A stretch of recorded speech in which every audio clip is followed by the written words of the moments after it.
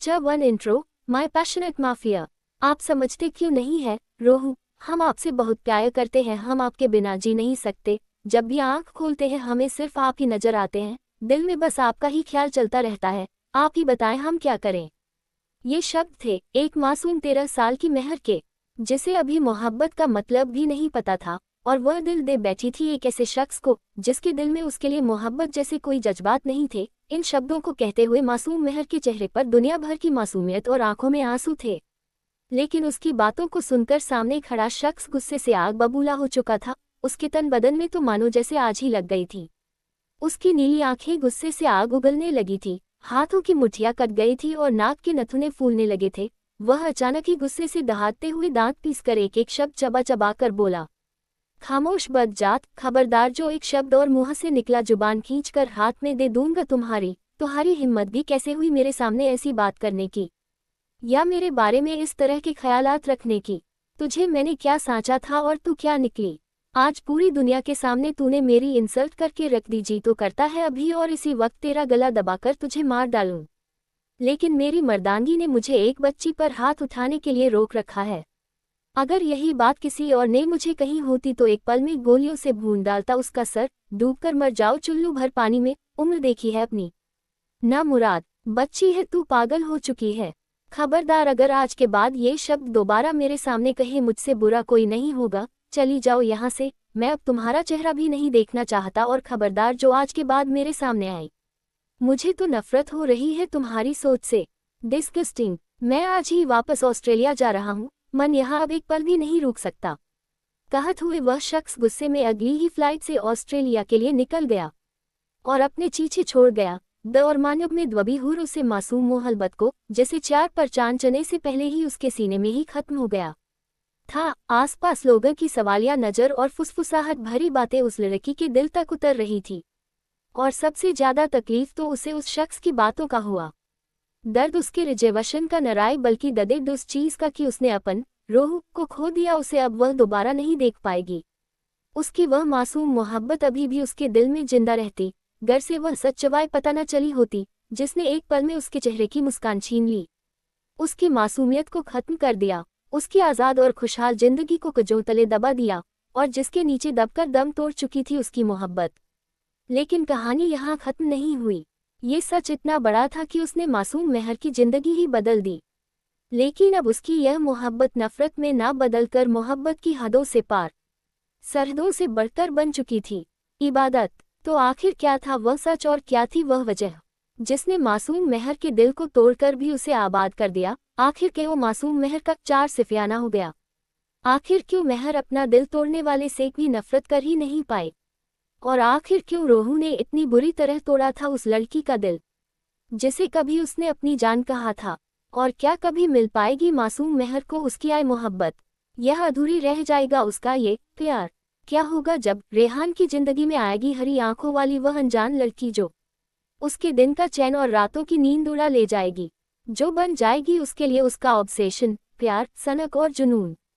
क्या वह लड़की कभी उसे हासिल होगी। क्या होगा जब आएगी उस लड़की की सच्चाई उसके सामने। दिल्ली दिलवालों की, शायद ये सच था तब तक जब तक इस शहर में हिंदुस्तान का नंबर 1 बिजनेसमैन और माफिया वर्ल्ड पर राज करने वाला रेहान मलिक ने अपना दबदबा नहीं बनाया था। रेहान मलिक जिसकी पुश्ते सालों से दिल्ली का नामी गिरामी खानदान थी, दुस खानदान पर किमी की नज डालने की भी हिम्मत नहीं होती थी। रेहान मलिक के दादा शेर शाह बहादुर मलिक, जिनका नाम दूर दूर तक फैला था। रेहान के अब्बा हुजूर, जो कि एक बहुत बड़े पॉलिटिकल लीडर और एक नामी बिजनेसमैन थे। इसके अलावा उसके दादा और अब्बा के गैंगस्टर वर्ल्ड में भी अच्छी पकड़ थी। लेकिन रेहान जब सिर्फ 10 साल का था, एक पुरानी रंजिश के कारण उसके अब्बा हुजूर को दुश्मनों ने किसी धोखे से मार दिया, और अब उसके दादा की इकलौती जान सिर्फ 10 साल का रेहान ही रह गए, जिसके चेहरे की एक मुस्कान के लिए शेर शाह बहादुर मलिक दुनिया को भी उसकी कदमों में झुका देते थे। रेहान जो कि बचपन से ही बहुत कम बोलता था, लेकिन उसका गुस्सा अच्छे अच्छों की पेंट गीली करवा देता था। गुस्सा तो जैसे मानो उसकी नाक पर रहता था, आंखें जिन्हें देखते ही लोग थर थर कांपने लगते थे। अपने दादाजी की जान होने के साथ साथ वह उनकी आन बान और शान था। सिर्फ 12 साल की उम्र में रेहान ने गैंगस्टर वर्ल्ड पर अपनी पकड़ बनानी शुरू की, और आज 28 साल की उम्र मन वह एक बहुत ही बड़ा नामी गिरामी बिजनेसमैन होने के साथ साथ माफिया वर्ल्ड पर भी राज करता है। रेहान मलिक, जिसकी सबसे बड़ी कमजोरी सिर्फ उसके दादा है। इसके अलावा रेहान मलिक को ना ही किसी से मतलब है और ना ही किसी के लिए उसका दिल धड़कता है, लोगों के लिए मौत का फरिश्ता। लेकिन बात जब दादा की आए तो उनके सामने कुछ नहीं कहता। दुनिया की हर खुशी, हर शोहरत उसके कदम चूमती है। माफिया वर्ल्ड में रेहान को ब्लैक ईगल के नाम से जाना जाता है। ब्लैक ईगल जो अपने दुश्मनों का हवा में ही शिकार कर ले। ब्लैक ईगल जो अपनी जागीर पर बुरी नजर डालने वालों की आंखें नोच ले। ब्लैक ईगल जिसकी आंख ईगल की तरह अपने दुश्मनों को दूर से पहचान ले और कान जो हवा के रुख समझकर अपना फैसला ले। ब्लैक ईगल जिसके मजबूत पंजों से बचना दुश्मन तो दुश्मन दोस्तों के लिए भी निकलना नामुमकिन है। उसके मजबूत पंख जो सिर्फ आसमान में उड़ने के लिए बने हैं और ये दिखाने के लिए बने हैं कि पूरे आसमान में सिर्फ उसका ही कब्जा है। ब्लैक ईगल जिसके सामने किसी के मुंह खोलने की भी हिम्मत नहीं होती। हर वक्त शांत रहने वाला रेहान मलिक पावर और सक्सेस की जीती जागती मिसाल है। जिस उम्र में बच्चे खिलौने पकड़ते हैं, उस उम्र में हथियारों से खेलने उसका थौक था। वह जहां कदम रख दे वहां से लोग हिलन भूल जाते हैं। आज 14 फरवरी की रात रेहान के लिए बहुत खास था। एक बहुत ही बड़े और आलीशान विला में, जिसकी खूबसूरती देखते ही बनती थी संगमरमर के पत्थर से बना हुआ वह आलीशान विला जो आज दिल्ली की शान हुआ करता है, क्योंकि लोगों ने ऐसी कारीगरी कहीं देखी ही नहीं। यही रहता है बिजनेस और माफिया वर्ल्ड पर राज करने वाला रेहान मलिक। यह आलीशान विला जो आज कुछ ज्यादा ही चमक रहा था। मेहमानों का आना जाना हो रहा था। बहुत ही खूबसूरती से सजाए हुए गार्डन में खूबसूरत लाइटनिंग की जगमगाहट के बीच एक लगभग 50 फुट का केक जो दिखने में बिल्कुल ब्लैक ईगल की तरह था। एक ईगल जिसने अपने पंजों में एक सांप को दबा रखा था। दिखने में ही तेज तर्रार आंखें और खतरनाक औरा एक बहुत ही बड़े और आलीशान स्टेज पर सजाया गया था, जहां एक लगभग 75 साल के बूढ़े शख्स छड़ी की मदद से आसपास मुस्कुराते हुए कई बिजनेस एसोसिएट्स के साथ हाथ मिला रहे थे और जोरों शोरों से उनकी मेहमान नवाजी कर रहे थे। खुशी उनके चेहरे पर साफ नजर आ रही थी और आए भी क्यों ना। आज उनके लिए बहुत ही बड़ा दिन था, क्योंकि आज उन्हें इकलौते जानिशीन उनके जिगर के टुकड़े रेहान मलिक का जन्मदिन था।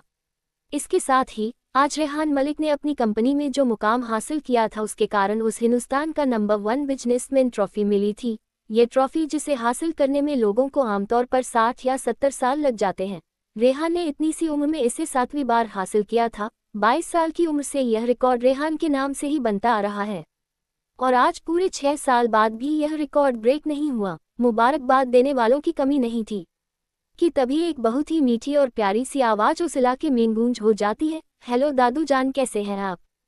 और डन शब्दों को सुनते ही शेरशाह बहादुर मलिक के चेहरे पर एक हल्की सी मुस्कान आई। उन्होंने धीरे से पलटकर पीछे की तरफ देखा तो उनके सामने एक बहुत ही खूबसूरत सी लड़की, जिसकी उम्र लगभग 25 या 26 साल होगी, एक शॉर्टनी लेंथ वाइन कलर की ड्रेस पहने, कानों में डायमंड के लॉन्ग रिंग, चेहरे पर भर भर कर मेकअप, आंखों में गहरा काला काजल, गले में डायमंड नेकलेस, हाथों में एक क्लच और पैरों में हाई हील सैंडल, बालों की हाई पोनीटेल बनाए हुए उन्हें ही देखते हुए मुस्कुरा रही थी। उस लड़की को देखकर शेरशाह बहादुर मलिक के चेहरे पर कोई खास रिएक्शन नहीं आए। उन्होंने बस एक फीकी सी मुस्कान उस लड़की को देते हुए कहा, हम बिल्कुल ठीक है आयशा, आप कैसी हैं और आपके डैड कैसे हैं। शेरशाह बहादुर मलिक की बात सुनकर वह लड़की मुस्कुराते हुए उनके पास आए और उन्हें हल्के से गले लगाते हुए बोली, वह बिल्कुल ठीक है दादू जान, किसी इम्पोर्ट बिजनेस के सिलसिले में वह आउट ऑफ टाउन गए हैं, लेकिन आप टेंशन मत लीजिए, मैं आ गई हूं ना। अब आयशा अपनी नज़र पूरे पार्टी में दौड़ाते हुए चेहरे पर मिठी सी मुस्कान लिए बोली, वैसे एक बात बताए दादू जान, आज इतनी बड़ी पार्टी है, इतने सारे गेस्ट हैं और इतनी बड़ी अचीवमेंट है, लेकिन जिसके लिए यह पार्टी रखी गई है वही नज़र नहीं आ रहे। आखिर कहाँ है birthday boy, the great business tycoon Rehan Malik, कहाँ है वह। डोंट टेल मी कि वह हमेशा की तरह एक बार फिर पार्टी को दरकिनार करके एक कोने में बैठे होंगे। और आयशा की बात को सुनकर शेरशाह बहादुर मलिक अपने चेहरे पर हल्की सी मुस्कान लिए हाँ में सर हिलाते हुए बोले, तुमने बिल्कुल सही पहचाना आयशा, वह वही है जहां हमेशा होता है, हमेशा की तरह पार्टी को छोड़ के एक कोने में शांति से बैठा हुआ। तुम तो अच्छे से जानती हो उसे इस तरह की पार्टियां पसंद नहीं है, अगर उसका बस चले तो वह इस तरह की पार्टियों में आए ही ना। अरे वह तो 10 पार्टी को देना भी नहीं चाहता था, पर वह तो हमारी जीत थी जो उसे मानना पड़ा। तुम तो जानती हो वह हमारी कोई बात नहीं टालता, लेकिन उसे इस पार्टी में लाना भाई हमारे बस की तो बात नहीं है। अब तुम ही उसकी होने वाली वाइफ हो तो जाकर कोशिश कर लो, शायद तुम्हारी बात मान जाए। आखिर आगे चलकर तुम लोगों को जिंदगी भी तो साथ में बितानी है। ठीक कहा ना मैंने। और दादू की बात को सुनकर आयशा शर्मा गई। वह तुरंत ही मुस्कुराते हुए वहां से जाते हुए बोली, दादू आप चिंता मत कीजिए, मैं खुद रेहान को यहाँ लेकर आती हूँ। और इतना कहकर आयशा वहां से चली गई। अब थोड़ी ही देर में आयशा पार्टी के बैकयार्ड में रेहान को ढूंढते हुए आई और थोड़ी ही देर में वह एक पूल साइड एरिया पर बने हुए छोटे से ब्रिज पर आकर खड़ी हो गई। यहाँ पूल में चांद की पड़ती हुई रोशनी आयशा और रेहान के चेहरे पर पड़ रही थी। रेहान जिसकी नजरें चांद पर टिकी हुई थी और वह दिल ही दिल में कुछ सोच रहा था। उसे गंभीरता से कुछ सोचते हुए देखकर आयशा बस उसे ही देखती रह गई। उसकी नजरें तो मानो उस पर ही ठहर गई थी। इस वक्त आयशा की आंखों के सामने एक लगभग 6 फुट 7 इंच का लंबा चौड़ा और मजबूत कद काठी का इंसान खड़ा था। वाइट स्किन, काली गहरी आंखें, खूबसूरत पतले होंठ, आंखों तक आते हुए काले बाल जिन्हें उसने जेल से सेट कर रखा था, 8 pack abs, 5 piece black suit पहने, व्हाइट शर्ट के ऊपर से 2 बटन खुले जिसके अंदर से उसका मजबूत चौड़ा सीना नजर आ रहा था। चेहरे पर हल्की फ्रेंच बियर्ड जिसे उसने काफी सलीके से सेट किया हुआ था। गर्दन पर बना हुआ ब्लैक ईगल टैटू जो कि उसकी मजबूत पर्सनैलिटी को काफी अच्छे से शो कर रहा था। सारी दुनिया की खबर से बेखबर वह बस पूल की रेलिंग को मजबूत हाथों से पकड़े हुए चांद को निहारने में मशगूल था और खूबसूरत आयशा उसे निहारने में। रेहान को देखते हुए आयशा ने दिल ही दिल में अपने आप से कहा, या अल्लाह, कोई इतना परफेक्ट कैसे हो सकता है कि जिसे देखकर धड़कने मानो रुक सी जाए। ये खूबसूरत शरीर, खूबसूरत चेहरे की बनावट, जिसके चेहरे पर कोई एक्सप्रेशन नहीं लेकिन फिर भी आंखें बहुत ही गहरी जैसे मानो ना जाने अपनी आंखों में क्या छुपाया हुआ है। इसे देखकर ही इसे हासिल करने का दिल करता है। मैं सचमुच बहुत खुशकिस्मत हूँ जो रेहान मेरा बॉयफ्रेंड है। दिल तो करता है कि इस वक्त बस यही रुक जाए और मिस हैंडसम बॉडी से लिपटी रहूं। 6 साल हो गए हैं हमारे रिलेशनशिप को, पर कभी इसने मुझे नजर भर कर देखा भी नहीं और एक मैं हूँ जो इसकी मोहब्बत में बावली हुई जा रही हूँ। न जाने क्यों मुझे रेहान की यह सख्त पर्सनैलिटी ही बहुत अच्छी लगती है। मैं खुशकिस्मत हूँ कि रेहान मेरा है, उसके साथ मेरा नाम जुड़ता है। कहते हुए आयशा अपनी किस्मत पर फक्र कर रही थी कि तभी उसे कुछ ख्याल आया और उसने भी यूं ही चांद को देखते हुए कहा, क्या देख रहे हो रेहान? यही कि यह कितना खूबसूरत है, इतना खूबसूरत कि इसे किसी और की जरूरत ही नहीं। पूरे आसमान में यहाँ अकेला चमकता है, रातों का हमसाया है। कहने को बच्चों का चंदा मामा, लेकिन आशिकों के लिए उनकी माशूका को खुश करने का जरिया है। साइंटिस्टों के लिए यह आज भी मसला है। अलग अलग लोगों के लिए इसके अलग अलग मायने हैं, लेकिन इससे चांद को कोई फर्क नहीं पड़ता। कल भी वही था, यह आज भी वही है और आगे भी वही रह जाएगा। उसे देखने वाले उसे हमेशा दूर से निहारते रह जाएंगे। पर सवाल बस इतना है कि क्या कोई इस दुनिया में ऐसा है जो इस चांद को सिर्फ चांद समझे, जो इसकी बराबरी किसी से ना करें, जो इसके अंदर कुछ और ढूंढने की कोशिश ना करें, जिसे इस बात से फर्क नहीं पड़ता कि यह कितना चमकता है और कितना खूबसूरत है, जो इससे कुछ लेना ना चाहे बल्कि इसमें ही डूब जाना चाहे, चाहे ये जैसा भी हो, जो अपनी रोशनी से इसे चमकाए, जिसके होने ना होने से चांद को फर्क पड़े, जिसे ये चांद चाहे। मेरी नज़रों में फिलहाल तो ऐसा कोई नहीं। खैर तुम बताओ, तुम यहाँ क्यों आई? और रेहान की बात को सुनकर आयशा उसकी तरफ अपनी गहरी मोहब्बत भरी नज़रों से देखते हुए बोली, अपने चांद को देखने? मतलब? कहते हुए रेहान उसे अपनी काली नज़रों से घूरने लगा और उसकी आंखों में सवाल देखकर आयशा ने धीरे से अपनी नज़र तुरंत ही इधर उधर करते हुए कहा, वह दरअसल दादू ने भेजा था, केक कट करने का वक्त हो गया है, तो बस बुलाने आई थी। और यह सुनकर रेहान बिना किसी एक्सेशन वहां से जाते हुए बोला, मैंने दादू को पहले ही बताया था मुझे इन सब में इंटरेस्ट नहीं है, तुम लोग अपनी पार्टी एंजॉय करो, मैं अपने कमरे में जा रहा हूँ। इतना कहकर रेहान वल से जा ही रहा था कि तभी एक कर्कश आवाज उसके कानों में दौड़ पड़ी, बरखुरदार, यह पार्टी हमारे लिए नहीं बल्कि आपके लिए। आप भूल रहे हैं आज आपका बर्थडे है और आपकी सक्सेस की एक छोटी सी पार्टी। हमने पूरे देश से अपने कई सारे गेस्ट बुलाए हैं जो पार्टी में आपकी राह देख रहे हैं, कम से कम उन्हें हाय हेलो तो कर दीजिए। क्या आप उन्हें यहाँ बुलाकर बेइज्जत करना चाहते हैं? मेहमान के आने के बाद मेजबान का फर्ज होता है कि वह उनको इज्जत अदा करे। बेहतर होगा आप हमारे साथ चले, हम कुछ नहीं सुनना चाहते। इतना कहकर दादाजी वहां से जाने लगे कि तभी रेहान एक ठंडी सांस लेते हुए उनके पीछे चल दिया और उन दोनों को जाता हुआ देखकर आयशा अपने चेहरे पर हल्की सी मुस्कान लिए बोली, वाह, मानना पड़ेगा, दुनिया में ऐसा कोई नहीं जो रेहान मलिक के फैसले को बदल दे सिवाय उसके दादाजी के। रेहान के लिए उसके दादाजी की एक एक बात पत्थर की लकीर होती है जिसका ऑब्जेक्शन वह कभी नहीं करता। आयशा सिद्दीकी, अगर तुझे इस घर मन लेडी बॉस की हैसियत से रहना है और रेयान के दिल पर राज करना है तो बेहतर होगा उसके लिए तू दादाजी को अपनी मुहिम में करके रख, उसके बाद तो सारी दुनिया तेरे कदम मन है। और इतना कहकर आयशा मुस्कुराते हुए उन लोगों के पीछे चली गई। आप समझते क्यों नहीं है रोहू, हम आपसे बहुत प्यार करते हैं, हम आपके बिना जी नहीं सकते, जब भी आंख खोलते हैं हमें सिर्फ आप ही नजर आते हैं, दिल में बस आपका ही ख्याल चलता रहता है, आप ही बताएं हम क्या करें। ये शब्द थे एक मासूम 13 साल की महर के, जिसे अभी मोहब्बत का मतलब भी नहीं पता था, और वह दिल दे बैठी थी एक ऐसे शख्स को जिसके दिल में उसके लिए मोहब्बत जैसे कोई जज्बात नहीं थे। इन शब्दों को कहते हुए मासूम महर के चेहरे पर दुनिया भर की मासूमियत और आंखों में आंसू थे, लेकिन उसकी बातों को सुनकर सामने खड़ा शख्स गुस्से से आग बबूला हो चुका था। उसके तन बदन में तो मानो जैसे आज ही लग गई थी। उसकी नीली आंखें गुस्से से आग उगलने लगी थी, हाथों की मुठ्ठियां कट गई थी और नाक के नथुने फूलने लगे थे। वह अचानक ही गुस्से से दहाड़ते हुए दांत पीसकर एक एक शब्द चबा चबा कर बोला, खामोश बदजात, खबरदार, जो एक शब्द और मुंह से निकला जुबान खींचकर हाथ में दे दूंगा। तुम्हारी हिम्मत भी कैसे हुई मेरे सामने ऐसी बात करने की, या मेरे बारे इस तरह के ख्यालात रखने की। तुझे मैंने क्या सोचा था और तू क्या निकली। आज पूरी दुनिया के सामने तूने मेरी इंसल्ट करके रख दी। जी तो करता है अभी और इसी वक्त तेरा गला दबाकर तुझे मार डालूं, लेकिन मेरी मर्दानगी ने मुझे एक बच्ची पर हाथ उठाने के लिए रोक रखा है। अगर यही बात किसी और ने मुझे कही होती तो एक पल में गोलियों से भून डालता उसका सर, डूबकर मर जाओ चुल्लू भर पानी में। उम्र देखी है अपनी ना मुराद, बच्ची है तू, पागल हो चुकी है। खबरदार, अगर आज के बाद ये शब्द दोबारा मेरे सामने कहे मुझसे बुरा कोई नहीं होगा। चली जाओ यहाँ से, मैं अब तुम्हारा चेहरा भी नहीं देखना चाहता, और खबरदार जो आज के बाद मेरे सामने आई। मुझे तो नफरत हो रही है तुम्हारी सोच से। डिसमिस्टिंग, मैं आज ही वापस ऑस्ट्रेलिया जा रहा हूँ, मैं यहाँ अब एक पल भी नहीं रुक सकता। कहते हुए वह शख्स गुस्से में अगली ही फ्लाइट से ऑस्ट्रेलिया के लिए निकल गया और अपने पीछे छोड़ गया दर्द और आंसुओं में डूबी हुई उसे मासूम मोहब्बत को, जिसे प्यार परवान चढ़ने से पहले ही उसके सीने में ही खत्म हो गया था। आसपास लोगों का सवालिया नजर और फुसफुसाहट भरी बातें उस लड़की के दिल तक उतर रही थी, और सबसे ज्यादा तकलीफ तो उसे उस शख्स की बातों का हुआ। दर्द उसके रिजेक्शन का नहीं, बल्कि दर्द इस चीज का कि उसने अपने रोह को खो दिया। उसे अब वह दोबारा नहीं देख पाएगी।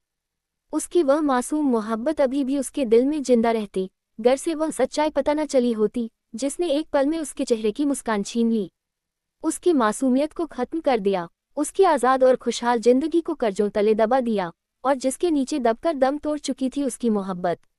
लेकिन कहानी यहाँ खत्म नहीं हुई। ये सच इतना बड़ा था कि उसने मासूम महर की जिंदगी ही बदल दी, लेकिन अब उसकी यह मोहब्बत नफरत में ना बदलकर मोहब्बत की हदों से पार, सरहदों से बढ़कर बन चुकी थी। इबादत।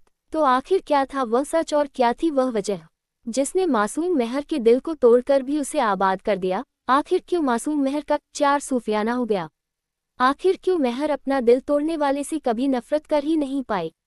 और आखिर क्यों रोह ने इतनी बुरी तरह तोड़ा था उस लड़की का दिल जिसे कभी उसने अपनी जान कहा था। और क्या कभी मिल पाएगी मासूम महर को उसकी मोहब्बत, यह अधूरी रह जाएगा उसका ये प्यार। क्या होगा जब रेहान की जिंदगी में आएगी हरी आंखों वाली वह अनजान लड़की जो उसके दिन का चैन और रातों की नींद उड़ा ले जाएगी, जो बन जाएगी उसके लिए उसका ऑब्सेशन, प्यार, सनक और जुनून। क्या वह लड़की कभी उसे हासिल होगी। क्या होगा जब आएगी उस लड़की की सच्चाई उसके सामने। दिल्ली दिलवालों की, शायद ये सच था तब तक जब तक इस शहर में हिंदुस्तान का नंबर 1 बिजनेसमैन और माफिया वर्ग पर राज करने वाला रेहान मलिक ने अपना दबदबा नहीं बनाया था। रेहान मलिक जिसकी पुश्ते सालों से दिल्ली का नामी गिरामी खानदान थी, इस खानदान पर किसी की नज़र डालने की भी हिम्मत नहीं होती थी। रेहान मलिक के दादा शेर शाह बहादुर मलिक, जिनका नाम दूर दूर तक फैला था, रेहान के अब्बा हुजूर, जो कि एक बहुत बड़े पॉलिटिकल लीडर और एक नामी बिजनेसमैन थे। इसके अलावा उसके दादा और अब्बा के गैंगस्टर वर्ल्ड में भी अच्छी पकड़ थी।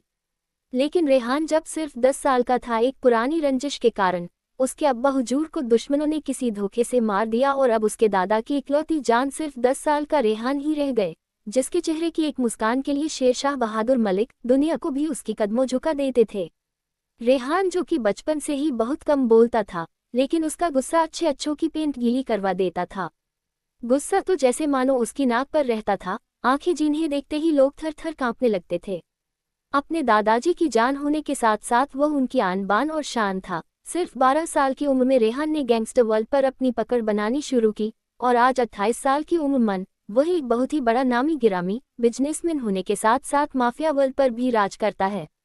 रेहान मलिक, जिसकी सबसे बड़ी कमजोरी सिर्फ उसके दादा है, इसके अलावा रेहान मलिक को ना ही किसी से मतलब है और ना ही किसी के लिए उसका दिल धड़कता है, लोगों के लिए मौत का फरिश्ता।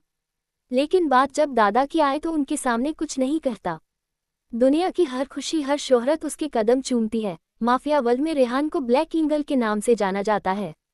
ब्लैक ईगल जो अपने दुश्मनों का हवा में ही शिकार कर ले, ब्लैक ईगल जो अपनी जागीर पर बुरी नज़र डालने वालों की आंखें नोच ले, ब्लैक ईगल जिसकी आंख ईगल की तरह अपने दुश्मनों को दूर से पहचान ले और कान जो हवा के रुख समझकर अपना फैसला ले, ब्लैक ईगल जिसके मजबूत पंजों से बचना दुश्मन तो दुश्मन दोस्तों के लिए भी निकलना नामुमकिन है। उसके मजबूत पंख जो सिर्फ आसमान में उड़ने के लिए बने हैं और ये दिखाने के लिए बने हैं कि पूरे आसमान में सिर्फ उसका ही कब्जा है। ब्लैक ईगल जिसके सामने किसी के मुंह खोलने की भी हिम्मत नहीं होती। हर वक्त शांत रहने वाला रेहान मलिक पावर और सक्सेस की जीती जागती मिसाल है। जिस उम्र में बच्चे खिलौने पकड़ते हैं, उस उम्र में हथियारों से खेलने उसका शौक था। वह जहां कदम रख दे वहां से लोग हिलना भूल जाते हैं।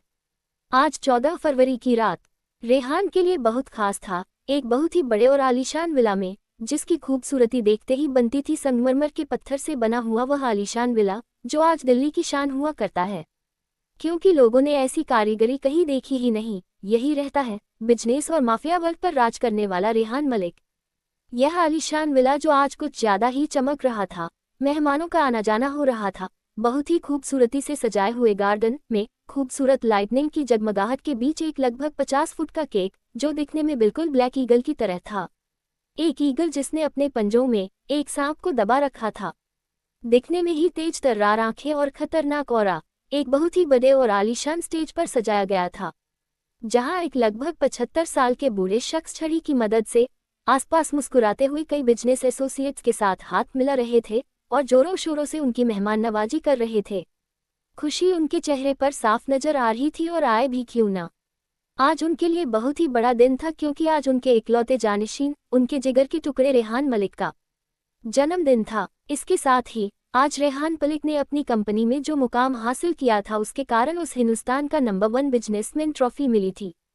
ये ट्रॉफी जिसे हासिल करने में लोगों को आमतौर पर 60 या 70 साल लग जाते हैं, रेहान ने इतनी सी उम्र में इसे 7 बार हासिल किया था। 22 साल की उम्र से यह रिकॉर्ड रेहान के नाम से ही बनता आ रहा है और आज पूरे 6 साल बाद भी यह रिकॉर्ड ब्रेक नहीं हुआ। मुबारकबाद देने वालों की कमी नहीं थी कि तभी एक बहुत ही मीठी और प्यारी सी आवाज़ उस इलाके में जा हो जाती है, हेलो दादू जान, कैसे हैं आप। और इन शब्दों को सुनते ही शेरशाह बहादुर मलिक के चेहरे पर एक हल्की सी मुस्कान आई। उन्होंने धीरे से पलटकर पीछे की तरफ देखा तो उनके सामने एक बहुत ही खूबसूरत सी लड़की, जिसकी उम्र लगभग 25 या 26 साल होगी, एक शॉर्टनी लेंथ वाइन कलर की ड्रेस पहने, कानों डायमंड के लॉन्ग ईयरिंग, चेहरे पर भर भर कर मेकअप, आंखों में गहरा काला काजल, गले में डायमंड नेकलेस, हाथों में एक क्लच और पैरों में हाई हील सैंडल, बालों की हाई पोनीटेल बनाए हुए उन्हें ही देखते हुए मुस्कुरा रही थी। उस लड़की को देखकर शेरशाह बहादुर मलिक के चेहरे पर कोई खास रिएक्शन नहीं आए। उन्होंने बस एक फीकी सा मुस्कान उस लड़की को देते हुए कहा, हम बिल्कुल ही खा, आयशा आप कैसी हैं और आपके डैड कैसे हैं। शेरशाह बहादुर मलिक की बात सुनकर वह लड़की मुस्कुराते हुए उनके पास आए और उन्हें हल्के से गले लगाते हुए बोली, वह बिल्कुल ठीक है दादू जान, किसी इंपॉर्टेंट बिजनेस के सिलसिले में वह आउट ऑफ टाउन गए हैं, लेकिन आप टेंशन मत लीजिए, मैं आ गई हूं ना। अब आयशा अपनी नज़र पूरे पार्टी में दौड़ाते हुए चेहरे पर मिठी सी मुस्कान लिए बोली, वैसे एक बात बताए दादू जान, आज इतनी बड़ी पार्टी है, इतने सारे गेस्ट हैं और इतनी बड़ी अचीवमेंट है, लेकिन जिसके लिए यह पार्टी रखी गई है वही नज़र नहीं आ रहे।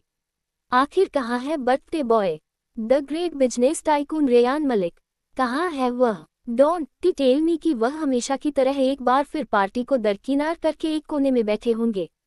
और आयशा की बात को सुनकर शेरशाह बहादुर मलिक अपने चेहरे पर हल्की सी मुस्कान लिए हाँ मैं सर हिलाते हुए बोले, तुमने बिल्कुल सही पहचाना आयशा, वह वही है जहां हमेशा होता है, हमेशा की तरह पार्टी को छोड़कर एक कोने में शांति से बैठा हुआ। तुम तो अच्छे से जानती हो उसे इस तरह की पार्टियां पसंद नहीं है, अगर उसका बस चले तो वह इस तरह की पार्टियों में आए ही ना। अरे वह तो इस पार्टी को देना भी नहीं चाहता था, पर वह तो हमारी जीत थी जो उसे मानना पड़ा। तुम तो जानती हो वह हमारी कोई बात नहीं टालता, लेकिन उसे इस पार्टी में लाना भाई हमारे बस की तो बात नहीं है। अब तुम ही उसकी होने वाली वाइफ हो तो जाकर कोशिश कर लो, शायद तुम्हारी बात मान जाए। आखिर आगे चलकर तुम लोगों को जिंदगी भी तो साथ में बितानी है। ठीक कहा ना मैंने? और दादू की बात को सुनकर आयशा शर्मा गई। वह तुरंत ही मुस्कुराते हुए वहां से जाते हुए बोली, दादू आप चिंता मत कीजिए, मैं खुद रेहान को यहाँ लेकर आती हूँ। और इतना कहकर आयशा वहां से चली गई। अब थोड़ी ही देर में आयशा पार्टी के बैकयार्ड में रेहान को ढूंढते हुए आई। और थोड़ी ही देर में वह एक पूल साइड एरिया पर बने हुए छोटे से ब्रिज पर आकर खड़ी हो गई। यहाँ पूल में चांद की पड़ती हुई रोशनी आयशा और रेहान के चेहरे पर पड़ रही थी। रेहान जिसकी नजरें चांद पर टिकी हुई थी और वह दिल ही दिल में कुछ सोच रहा था। उसे गंभीरता से कुछ सोचते हुए देखकर आयशा बस उसे ही देखती रह गई। उसकी नजरें तो मानो उस पर ही ठहर गई थी। इस वक्त आयशा की आंखों के सामने एक लगभग 6 फुट 7 इंच का लंबा चौड़ा और मजबूत कद काठी का इंसान खड़ा था। वाइट स्किन, काली गहरी आंखें, खूबसूरत पतले होंठ, आंखों तक आते हुए काले बाल जिन्हें उसने जेल से सेट कर रखा था, 8 pack abs, 5 piece black suit पहने, व्हाइट शर्ट के ऊपर से 2 बटन खुले जिसके अंदर से उसका मजबूत चौड़ा सीना नजर आ रहा था। चेहरे पर हल्की फ्रेश बियर्ड जिसे उसने काफी सलीके से सेट किया हुआ था। गर्दन पर बना हुआ ब्लैक ईगल टैटू जो कि उसकी मजबूत पर्सनैलिटी को काफी अच्छे से शो कर रहा था। सारी दुनिया की खबर से बेखबर वह बस पूल की रेलिंग को मजबूत हाथों से पकड़े हुए चांद को निहारने में मशगूल था और खूबसूरत आयशा उसे निहारने। रेहान को देखते हुए आयशा ने दिल ही दिल में अपने आप से कहा, या अल्लाह, कोई इतना परफेक्ट कैसे हो सकता है कि जिसे देखकर धड़कने मानो रुक सी जाए। ये खूबसूरत शरीर, खूबसूरत चेहरे की बनावट, जिसके चेहरे पर कोई एक्सप्रेशन नहीं लेकिन फिर भी आंखें बहुत ही गहरी जैसे मानो ना जाने अपनी आंखों में क्या छुपाया हुआ है। इसे देखकर ही इसे हासिल करने का दिल करता है। मैं सचमुच बहुत खुशकिस्मत हूँ जो रेहान मेरा बॉयफ्रेंड है। दिल तो करता है कि इस वक्त बस यही रुक जाए और मैं इस हैंडसम बॉडी से लिपटी रह। 6 साल हो गए हैं हमारे रिलेशनशिप को, पर कभी 10 ने मुझे नजर भर कर देखा भी नहीं और एक मैं हूँ जो इसकी मोहब्बत में बावली हुई जा रही हूँ। न जाने क्यों मुझे रेहान की यह सख्त पर्सनैलिटी ही बहुत अच्छी लगती है। मैं खुशकिस्मत हूँ कि रेहान मेरा है, उसके साथ मेरा नाम जुड़ता है। कहते हुए आयशा अपनी किस्मत पर फक्र कर रही थी कि तभी उसे कुछ ख्याल आया और उसने भी यूं ही चांद को देखते हुए कह, क्या देख रहे हो रेहान? यही कि यह कितना खूबसूरत है, इतना खूबसूरत कि इसे किसी और की जरूरत ही नहीं। पूरे आसमान में यह अकेला चमकता है, रातों का हमसाया है। कहने को बच्चों का चंदा मामा, लेकिन आशिकों के लिए उनकी माशूका को खुश करने का जरिया है। साइंटिस्टों के लिए यह आज भी मसला है। अलग अलग लोगों के लिए इसके अलग अलग मायने हैं, लेकिन इससे चांद को कोई फर्क नहीं पड़ता। कल भी वही था, यह आज भी वही है और आगे भी वही रह जाएगा। उसे देखने वाले उसे हमेशा दूर से निहारते रह जाएंगे। पर सवाल बस इतना है कि क्या कोई 10 दुनिया में ऐसा है जो इस चांद को सिर्फ चांद समझे, जो जिसकी बराबरी किसी से ना करे, जो इसके अंदर कुछ और ढूंढने की कोशिश ना करे, जिसे इस बात से फर्क नहीं पड़ता कि यह कितना चमकता है और कितना खूबसूरत है, जो इससे कुछ ना चाहे बल्कि दस में ही डूब जाना चाहे, चाहे ये जैसा भी हो, जो अपनी रोशनी से दिल से चमकाए, जिसके होने ना होने से चांद को फर्क पड़े, जिसे ये चांद चाहे। मेरी नज़रों में फिलहाल तो ऐसा कोई नहीं।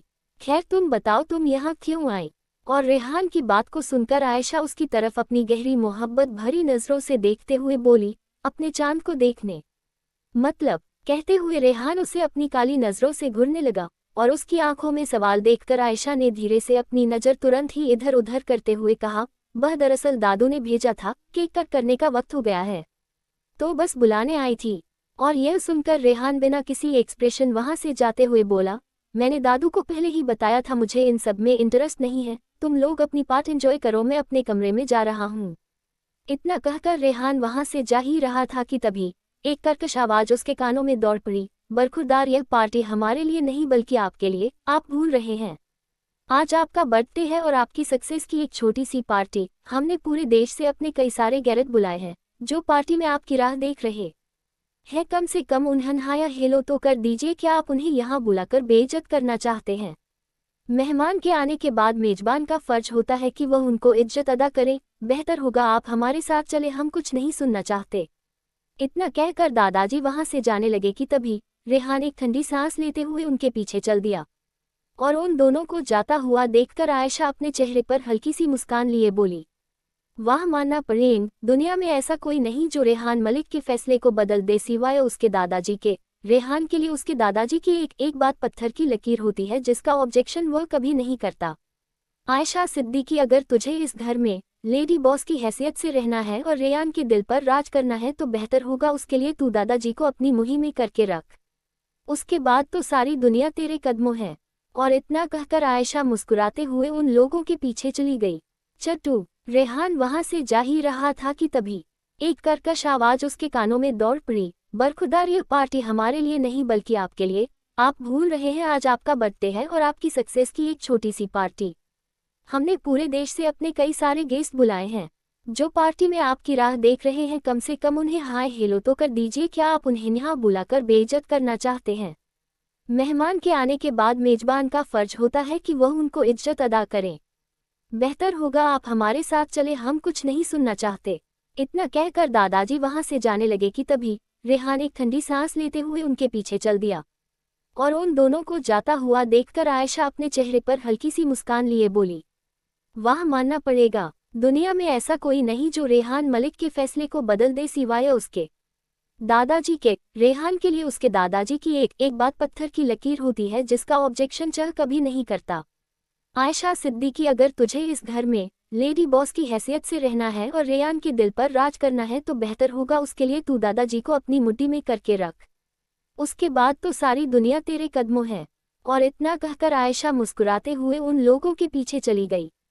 थोड़ी ही देर में रेहान सभी गेस्ट के सामने स्टेज पर आया जहां शेरशाह मलिक जी बहुत ही खुश होकर रेहान की कामयाबी की तारीफ कर रहे थे कि कैसे उसने इतनी कम उम्र में अपनी पोजीशन बरकरार रखी है और फिलहाल हिंदुस्तान में कोई भी उसके टक्कर का नहीं है। इन सब बातों को कहते हुए शेरशाह जी को काफी गर्व और फक्र हो रहा था, लेकिन रेहान तो जैसे इन बातों को सुनने में बिल्कुल भी इंटरेस्टेड नहीं था। उसका बस चलता तो वह अभी और इसी वक्त यहाँ से चला जाता या पार्टी को खत्म कर देता। वह यहाँ सिर्फ इसलिए था क्योंकि उसके दादाजी चाहते थे और रेहान के लिए उसके दादा उसके भगवान थे। उनकी हर ख्वाहिश को पूरा करना, उनके हर ऑर्डर को फॉलो करना ही रेहान की फर्स्ट प्रायोरिटी थी। दादाजी रेहान की तारीफ कर ही रहे थे कि तभी रिटेज पर एक लगभग 35-40 साल की औरत चेहरे पर बड़ी सी मुस्कान लिए मटकते और इठलाते हुए वहां आई। अरे वाह वाह वाह, अल्लाह का करम है जो हमें ये दिन देखना नसीब हुआ।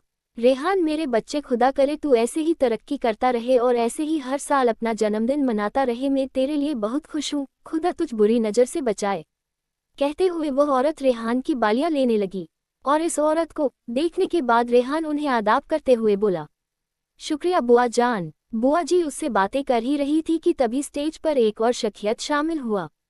करीब 25 साल का एक शख्स साहिल अपने चेहरे पर मुस्कान लिए रेहान के सामने आया और उसे कुछ गिफ्ट देते हुए बोला, कंग्रेचुलेशंस भाई, आपको आपकी सालगिरह और कामयाबी मुबारक हो। उस लड़के की बात को सुनकर रेहान का चेहरा बिल्कुल भी खिला नहीं था।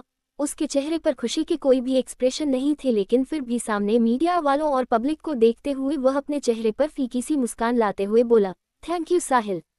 इतना कहकर उसने साहिल का दिया हुआ गिफ्ट साइड के टेबल पर रख दिया कि तभी साहिल खुश होते हुए रेहान से बोला, भाई एक बार गिफ्ट खोल कर तो देखो, मन देखना चाहता हूँ आपको अच्छा लगा या नहीं, प्लीज बताओ ना। और साहिल की बात सुनकर रेहान बस यूं ही अपनी काली नजरें उठाकर उसे देखते हुए बोला, जब वक्त मिलेगा तो देख लूंगा, फिलहाल केक कट करते हैं। और इतना कहकर रेहान केक कट करने लगा। साहिल के चेहरे की मुस्कान गायब हो गई। दादाजी ने भी साहिल को कुछ खास तवज्जो नहीं दी। बुआ जी भी साहिल को साइड करके आगे बढ़ गई और चेहरे पर झूठी मुस्कान लाते हुए वह जोर जोर से तालियां पीटने लगी। लेकिन पास में खड़ी हुई आयशा को देखकर उनका मुंह बन गया। दरअसल बुआ जी को आयशा बिल्कुल भी पसंद नहीं थी, क्योंकि बुआ जी रेहान के लिए अपनी बेटी 20 साल की ईरा को देखना चाहती थी, लेकिन रेहान ईरा को सिर्फ अपनी बहन की तरह ही मानता था। बुआ जी रेहान के साथ उसके ही विला में रहती थी। दादाजी भी अपनी बेटी के ख्यालों को काफी अच्छे से समझते थे, लेकिन वह साफ तौर से इस मामले से दूर रहते थे, क्योंकि उनका मानना था रेहान की पर्सनल लाइफ है, वह जिसे चाहे उससे शादी कर सकता है। उन्हें अपने पोते की सद पर पूरा भरोसा था। आयशा एक बहुत ही अमीर घर से ताल्लुक रखती थी, इसलिए बुआ जी उसके मुंह पर उसे कुछ कह भी नहीं पाती थी। आयशा अभी थोड़ी ही देर में रेहान के बगल में आकर खड़ी हो गई थी और अब केक कट होने के साथ ही तालियों की गड़गड़ाहट काफी तेजी से बजने। साहिल वहां है या नहीं किसी को भी फर्क नहीं पड़ा, तो वह बेचारा मासूम सा चेहरा लेकर वहां से चला गया। दरअसल साहिल रेहान का सौतेला भाई है। रेहान जब सिर्फ 7 साल का था, उसकी मां का इंतकाल हो गया था और रेहान के पापा एक बच्चे को अपने घर ले आए जो कि करीब 4 साल का था। उसके पापा ने उस बच्चे को घर के सभी लोगों से मिलवाते हुए बताया, यह उनका बेटा है साहिल। साहिल की मां रेहान के पापा की सेक्रेटरी थी। वह बहुत ही खूबसूरत थी। इसी दौरान वह लोग एक दूसरे के करीब आए और रेहान के पापा ने घर में किसी को बताए बिना ही साहिल के मां के साथ रिलेशनशिप शुरू कर दी थी, जिसका नतीजा साहिल था। लेकिन कुछ साल पहले रेहान की मां को इसके बारे में पता चल गया था। इसके बाद वह ये सदमा बर्दाश्त नहीं कर पाई क्योंकि वह अपने शौहर से बहुत प्यार करती थी। सच को जानने के बाद वह अंदर ही अंदर घुटती रही। उन्होंने ठीक से खाना पीना छोड़ दिया था और एक दिन वह इस दुनिया को अलविदा कह बैठी। रेहान ने जब साहिल को देखा, उसे साहिल की मासूमियत पर बहुत प्यार आता था। उसकी माँ भी बहुत अच्छी लड़की थी, लेकिन धीरे धीरे बुआसा ने रेहान को साहिल के बारे में असलियत बताना शुरू कर दिया, या यूँ कहे कि उसने रेहान के कान भरना शुरू कर दिया। बचपन से दिमाग में घोले हुए जहर के कारण उसे साहिल से नफरत होने लगी। 10 साल की उम्र में जब उसके पापा की मौत हुई, उन्होंने मरने से पहले रेहान से वादा लिया था कि वह साहिल को अपना भाई मानेगा और उसका ख्याल रखेगा, क्योंकि वह अच्छे से जानते थे घर के कुछ लोग उसकी मां और साहिल को पसंद नहीं करते, जिनमें से शायद दादाजी भी एक थे। उनके लिए तो रेहान ही उनका इकलौता वारिस था। कहीं ना कहीं रेहान भी अब दोनों को पसंद नहीं करता था, लेकिन अपने पापा को दिए हुए वो के मुताबिक वह उन दोनों को घर से भी नहीं निकाल सकता था। उन्हें इज्जत, नाम, पैसा सब मिलता, लेकिन घर में उन्हें जो जगह चाहिए थी शायद वह लोगों के दिलों में नहीं थी। साहिल हर दिन कोशिश करता कि वह आज नहीं तो कल रेहान और बाकी लोगों के दिल में अपनी जगह बना लेगा, लेकिन शायद यह उतना आसान नहीं था, क्योंकि किसी को अपनी नज़रों से गिराना बहुत आसान है, उनकी नज़रों में उठ जाना बहुत मुश्किल है। रेहान अपनी किसी भी पार्टी या फंक्शन में अपनी सौतेली मां हिना को पूछता भी नहीं था और ना ही उन्हें कभी अम्मी कहता था, क्योंकि कहीं ना कहीं वह अपनी मां की मौत की जिम्मेदार हिना को ही समझता था। हिना जो दूर विला के बालकनी में खड़ होकर ही यह पार्टी दूर से देख रही थी। कुछ ही देर में उनके कमरे में साहिल दाखिल हुआ और उनकी बगल में आकर खड़ा होते हुए बोला, आखिर हम यहाँ क्या कर रहे हैं? अम्मी, यहाँ कोई भी हमें नहीं पूछता। मैं पूछता हूँ, आखिर क्या कमी है? हम लोगों के पास नाम है, पैसा है, रुतबा है, तो हम लोग इस घर को छोड़कर कहीं और क्यों नहीं चले जाते जहाँ हम इज्जत की जिंदगी जिएंगे? आप देखते हो ना दादू को, फूफी को और रेहान भाई को, वह लोग हमें फूटी आंख देखना पसंद नहीं करते। तो आप क्यों बेइज्जती की यह जिंदगी जी रही है? कभी कभी तो मेरा दिल करता है मैं यहाँ से चला जाऊं, लेकिन फिर आपके कारण ही नहीं जा पाता। बताए अम्मी, आप क्यों रहना चाहती है यहाँ? और यह सुनकर हिना यूं ही सामने का नज़ारा देखते हुए अपने दिल में कुछ दर्द संभाले बोली, क्योंकि यह हमारा घर है, ये हमारे लोग हैं, यहाँ मेरा बेटा रेहान रहता है। तुम ही बताओ साहिल, मैं उसे छोड़कर कैसे जा सकती? शायद तुम्हें मालूम नहीं, मैंने तुम्हारे मरहूम अब्बा हजूर को वादा दिया है कि मैं रेहान के लिए उसकी माँ होने के सारे फर्ज निभाऊंगी। चाहे वह मुझे अम्मी माने या ना माने, वह मेरा बेटा है। और अपनी माँ की बात सुनकर साहिल एक ठंडी सांस लेते हुए बोला, बस यही कारण है जो मैं हर दिन कोशिश करता हूँ कि वह लोग आज नहीं तो कल हमारे लिए बदल जाएंगे, पर शायद ये बहुत मुश्किल है। खैर, आपको यहाँ रहना है तो आप रहिए, मुझे कुछ देर अकेले में रहना है। इतना कहकर साहिल वहां से चला गया। वहीं दूसरी तरफ पार्टी के दौरान शेरशाह मलिक ने एक खास अनाउंसमेंट करते हुए कहा, लेडीज एंड जेंटलमैन, आज मैं आप लोगों के सामने एक बहुत ही खास अनाउंसमेंट करने वाला हूँ। जैसा कि आप जानते हैं, मेरे जानशीन, मेरे जिगर के टुकड़े रेहान मलिक आज पूरे 28 साल के हो गए हैं। तो मैं चाहता हूँ कि आज मैं इनकी जिंदगी की सबसे बड़ी खुशी इन्हें दूँ। इसीलिए मैं अपने अजीज दोस्त और बिजनेस पार्टनर फरहान सिद्दीकी की बेटी आयशा सिद्दीकी के साथ अपने जिगर के टुकड़े रेहान मलिक की एंगेजमेंट फिक्स करता है। और आज से मैं यह अनाउंस करता हूँ कि बहुत जल्द हमारी दोस्ती रिश्तेदारी में बदलने वाली है। फिलहाल आज हम रिंग सेरेमनी करेंगे। और दादू के अनाउंसमेंट के बाद वहां तालियों की गड़गड़ाहट शुरू हो गई। आयशा के चेहरे पर एक बड़ी सी मुस्कान आ गई, लेकिन रेहान के चेहरे पर हैरानी भरे एक्सप्रेशन थे। वह हैरानी से अपने दादू की तरफ देखते हुए बोला, दादू, यह आप कैसी बातें कर रहे हैं? एंगेजमेंट, और वह भी हमारी, मुझसे बिना पूछे ऐसे अचानक? अचानक मतलब? यह कोई अचानक नहीं है रेहान। तुम और आयशा एक दूसरे को काफी लंबे समय से जानते हो, एक दूसरे को पसंद करते हो। लगभग 6 साल से तुम लोग रिलेशनशिप में हो, तो फिर तुम्हें सब अचानक क्यों लग रहा है? इतना लंबा वक्त हो गया है, मुझे लगता है मैंने तुम लोगों को काफी लंबा वक्त दे दिया है, लेकिन अब नहीं, इस रिश्ते को कोई ना कोई नाम तो देना ही होगा। चेहरा देखो आयशा को, वह बेचारी कब तक तुम्हारा इंतजार करेगी। कभी तुम्हारी फॉरेन स्टडीज तो कभी लॉन्ग ट्रिप, और ज्यादातर तो तुम बिजनेस में ही बिजी रहते हो। तुझे इस बात का ख्याल नहीं कि तुम्हारी उम्र अब शादी की हो गई है, इसीलिए मुझे लगता है ये सही वक्त है चुपचाप आयशा को अंगूठी पहनाओ। मैं कुछ नहीं सुनना चाहता, समझे। इतना कहकर दादू ने एंगेजमेंट की अंगूठी रेहान के हाथों में दी, और अब ना चाहते हुए भी रेहान को आयशा को रिंग पहनाकर सगाई करनी पड़ी। लेकिन ना जाने क्यों उसे अपने दिल में कोई खुशी नहीं हो रही थी, लेकिन आयशा वह तो खुशी से झूम रही थी क्योंकि यह उसका सपना था रेहान से शादी करना, क्योंकि रेहान जैसा हैंडसम, स्मार्ट और अमीर पर्सनैलिटी उसे फिर नहीं मिलने वाला था। वह भी एक बहुत ही बड़े घराने से ताल्लुक रखती थी। उसके पापा रेहान के बिजनेस पार्टनर थे और अब ये दोस्ती रिश्तेदारी में बदलने वाली थी। एंगेजमेंट के तुरंत बाद लोगों की बधाई देने का सेगमेंट शुरू हो गया, लेकिन रेहान तुरंत ही वहां से निकल गया क्योंकि उसे भीड़-भाड़ ज्यादा पसंद नहीं थी। Your beauty is my destiny. Siya 21वीं सदी की मेकअप आर्टिस्ट और कॉस्मेटिक सर्जन जो टाइम ट्रैवल करके 16वीं सदी में चली गई, और उसकी मुलाकात हुई एक घमंडी और गुस्सैल राजकुमार से। कैसे पता करे कि सिया अपने टाइम ट्रैवल का रहस्य और कट वापस आएगी अपने समय में? आगे देखने के लिए लाइक एंड सब्सक्राइब करें। कमेंट करके बताएं स्टोरी कैसी लगी।